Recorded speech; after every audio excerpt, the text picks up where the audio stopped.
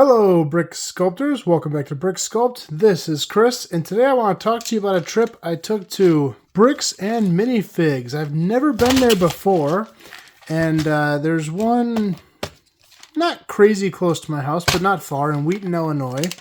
And I decided to take a trip out there and bought some parts here. I also got some Minifigs, so I want to kind of talk through what I bought here.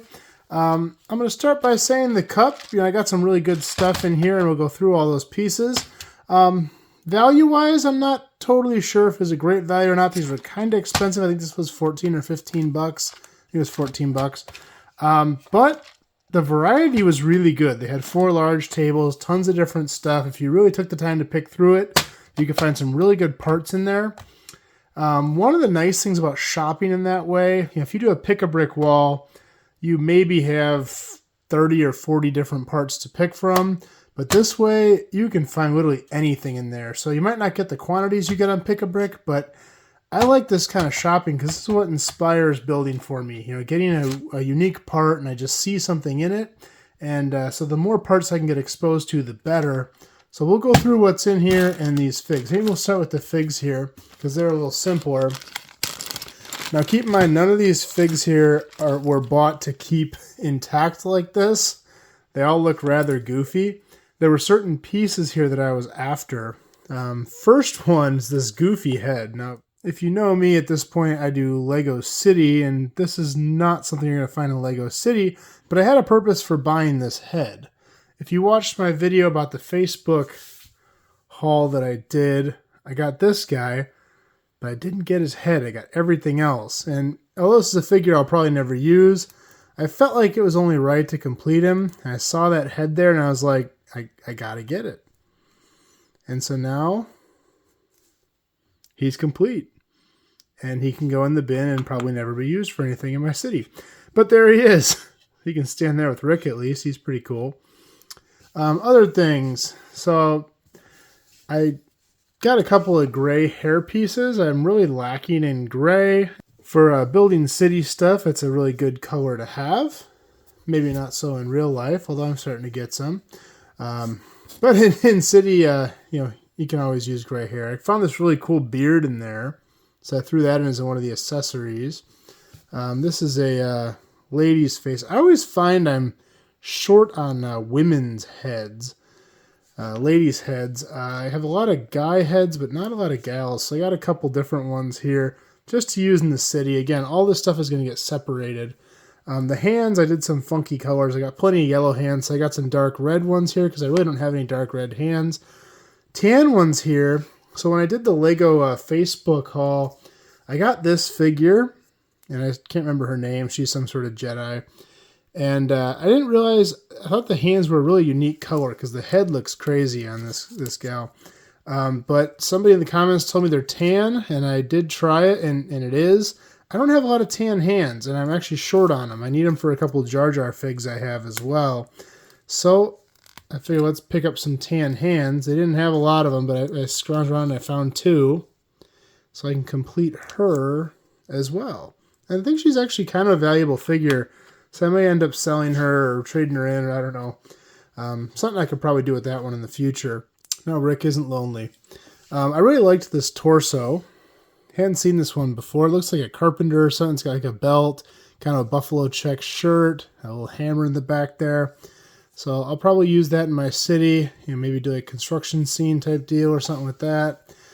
This torso is cool too. Kind of the open hoodie. It's got the hood on the back with the shirt underneath. And got some just more unique colored pants, olive green here, and dark tan.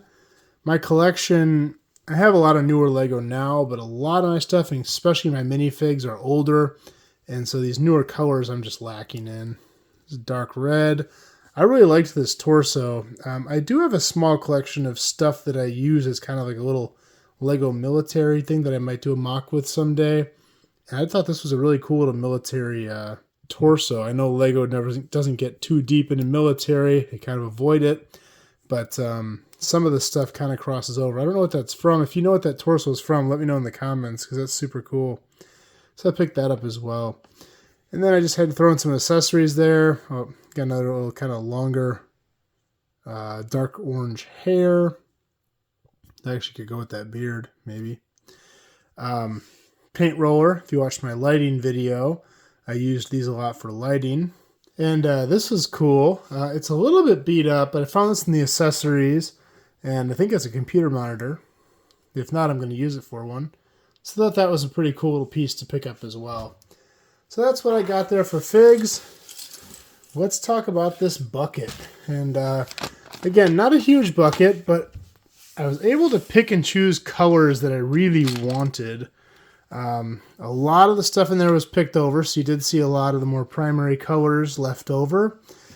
But there was still plenty of really good stuff in there, good colors. Got a lot of olive green, a lot of dark green, dark orange, dark tan, and dark brown. Also dark red. Dark brown is a color I'm really trying to expand my collection because I really like this color, but I have very little of it. This was a cool piece. Probably have no use for it, but it's got like a wheel well and these two little headlights. If you know what that's from, let me know below in the comments. So I thought that was cool, so I picked that up. That's just reddish brown, not dark brown. Got some dark blue as well. Some medium nougat. That's tan. This was in there. I don't know if it was supposed to be, so don't tell anyone, but this little geode. Never owned one of these. Thought that was pretty cool. But yeah, no, it was in there, so I threw that in the bin. A couple of windshields, fence piece. And this is all random, but again, this is how I inspire builds. I just grab different stuff. Like, for example, right here, I could put these, with the windshield in between, and there's a start to a truck, a tow truck or a dump truck or something like that, a 6-wide vehicle. So having those hoods and that windshield right there just inspired a vehicle. I don't have really any dark red vehicles in my city because I don't have a lot of dark red vehicle parts, but now I will. So maybe I'll have to build something with that. Maybe there's a future video right there. Dark red, some dark tan, a lot of dark brown. And I tried to grab a lot of olive green, at least as much as I could, because that's a color I'm really trying to grow into more, but it's pretty hard to come by. I love these inverted pieces. I don't use them much, but I want to use them more, so I found a few of those in there. There's a gray one here. This one's got really cool graphic on it. I don't know what that's from, but it kind of looks like a stove or a furnace. If you know what that is, let me know below in the comments. But that's a cool piece. I had to grab that. And it's printed. It's not a sticker. So that's always a plus. This one is a sticker, but I thought it was cool. It's got a little pillow graphic on it. So you can throw it as a detail on a couch or something. Go ahead and sort this out a little more, and I'll show you at the end here what we got in piles, alright? Alright, here we go. I got it all sorted out. So yeah, you can basically see kind of the colors I was after here. And again, it's just a random assortment of parts, but I found some stuff I really didn't know existed or I hadn't ever really seen much of before. For example, this piece here is super cool.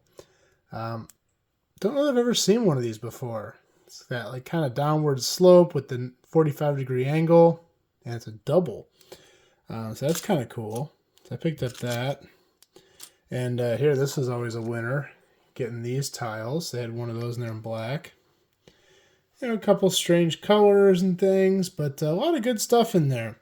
I don't know if it was worth the money or not, but cool thing about Bricks and Minifigs, it's an independent small business, and just the experience of being able to get to go in there was really cool, so it was worth it. It might not be the best value for your money. You probably could say, well, if I bought all this stuff on Bricklink, it would have cost, half of that or something, and you might be right. But at the same time, on Bricklink, you have to go on there and know what you want to buy. You got to go in there and pick out each individual brick, and you probably will miss some things. And if you don't build it out in the studio first, you have no idea what you're actually buying if you're trying to complete a mock. But in this kind of setting, you're just going for creativity here. So you're just picking up a bunch of random stuff, bring it home, and see what you can do with it. So it's a completely different dynamic, and I think it was well worth it. So let me know what you think. Let me know if you shop at places like this. If you have any questions about this, let me know below. If you like this video, please like and subscribe because I'm going to do more like this in the future. And we will see you next time.